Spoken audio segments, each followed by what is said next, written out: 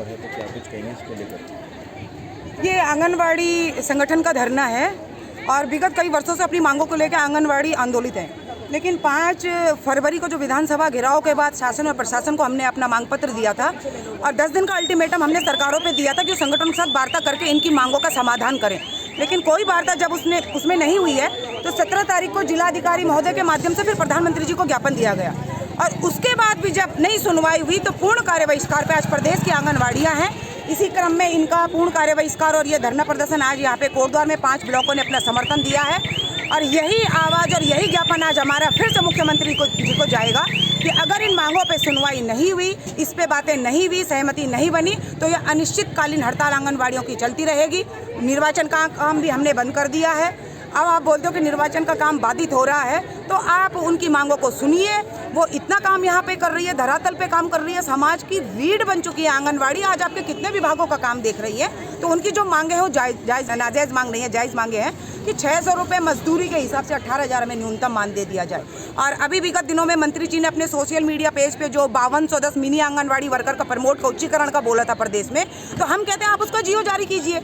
आपकी चुनाव आचार संहिता लग जाएगी तो फिर आपकी घोषणा ही रह जाएगी। तो आपने बोला और उस पर वाहवाही अगर लूटी है तो उसका जियो जारी कीजिए तत्काल 5220 मिनी आंगनवाड़ी के उच्चीकरण का, ताकि वो समानता के दर्जे में। क्या नाम है आपका? पूनम कैंतुरा, मैं जिलाध्यक्ष हूँ आंगनवाड़ी संगठन की पौड़ी से।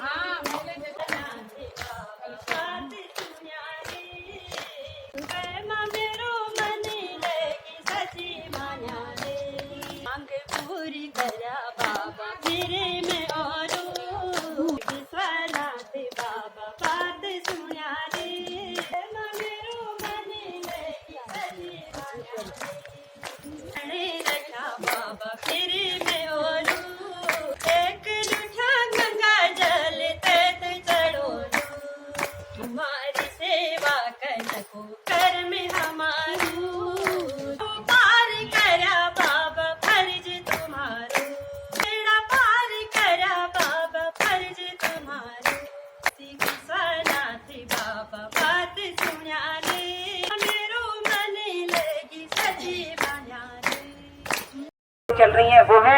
और दूसरा उनका है कि हमारी 5215 जो मिनी आंगनवाड़ी वर्कर है उनको समान दर्जा दिया जाए। तो माननीय मंत्री जी ने सोशल मीडिया पे अपने पेज से ये घोषणा की थी कि उच्चीकरण हो चुका है, बट जब तक नियुक्ति का जियो जारी नहीं होता तब तक सरकार की घोषणा पे हम अमल नहीं कर सकते हैं। और तीसरा है कि 60 साल की सेवा के बाद हमारी आंगनवाड़ी खाली हाथ घर जाती है तो 3 लाख 2 स्टेट का जियो हम निदेशालय में दे चुके हैं अपने विभाग और मंत्रालय को कि इसी तहत पे उत्तराखंड में भी 3 लाख का, वो एक हमारा हरियाणा में हुआ है और एक उत्तर प्रदेश में सर, तो वो 2 हम दे चुके हैं। तो उसके आधार पे हमें भी 3 लाख का जो सेवानिवृत्ति के बाद हमारी आंगनवाड़ी बहनों को दिया जाए। और आपके द्वारा बोला गया है कि बीएलओ का कार्य बाधित हो रहा है, तो हमें बड़ी खुशी भी है सुन के कि वाकई लगता है कि आंगनवाड़ियाँ काम करती हैं।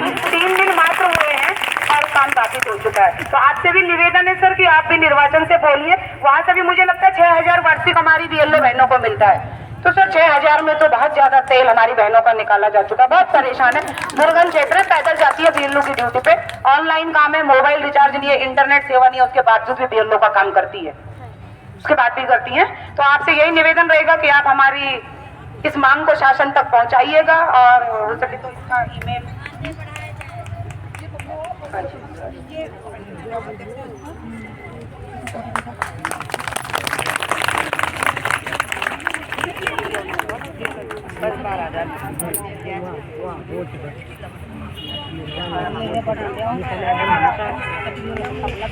ठीक है, आप लोगों ने ज्ञापन दिया है मुझे, तो आज ही मैं आपको आश्वस्त करता हूँ कि सीएम साहब को आज ही तक भिजवा देंगे और आपको बधाई देंगे कि आपकी मांगे मान ली जाए।